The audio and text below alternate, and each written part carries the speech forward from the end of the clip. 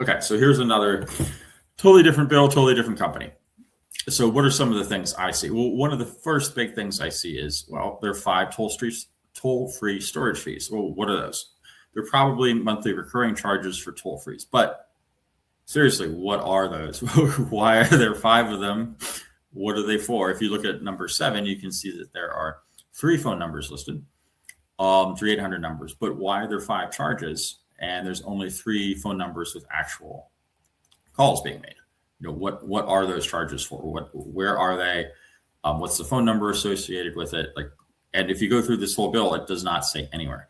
And there's actually hundreds of these charges, as it turns out.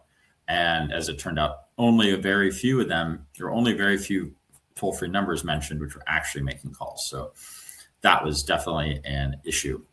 On top of that, we had, you can see other things like, well, why is the Federal Universal Service Fund charge so high at $94? Is that being calculated correctly? Could be, but how do you know that? We'd want to see some documentation explaining how they reached those numbers. It seems a little high. It seems like almost 50% of which seems high even for USF. So that'd be another question. How is this calculated? Then there's a USF related charge. Well, there's another $20. Well, how is that being calculated? Where does that come from? There's network recovery assessment. Well, how is that being calculated? Where does that come from? There's a property tax surcharge. Well, where does that come from? How is that calculated? There's also a $20 regulatory compliance fee.